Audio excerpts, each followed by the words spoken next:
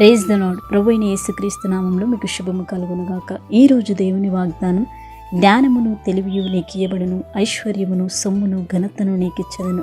2వ దినవృత్తాంతములు 1వ అధ్యాయం 12వ వచనం.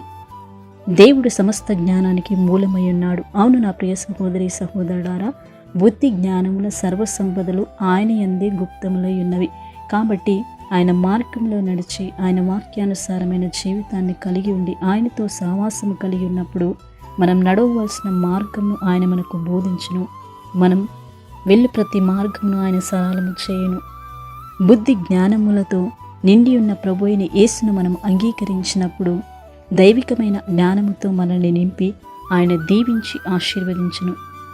ఉన్నత స్థానంలో దేవుడు మిమ్మల్ని నిలబెట్టును. మీకు కావలసినటువంటి జ్ఞానమును తెలివిని దేవుడే మీకు అనుగ్రహించును. దేవుని చిత్తమును జరిగించు మీకు ఐశ్వర్యమును ఘనతను కృపను మీకు అనుగ్రహించును. ప్రార్థన. మహోన్నతుడైన గొప్ప తండ్రి, మహాగరుడ, నీ పరిశుద్ధమైన నామమును బట్టి నీకు స్తోత్రములు చెల్లిస్తున్నాం. జ్ఞానాధారము నీవే, పరాక్రమం నీవే ఉన్నావు.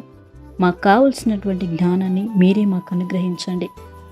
నీ దైవికమైన జ్ఞానము చేత మీరే ప్రతి ఒక్కరిని నింపి బలపరిచి కృప చూపి సహాయము దయచేయండి.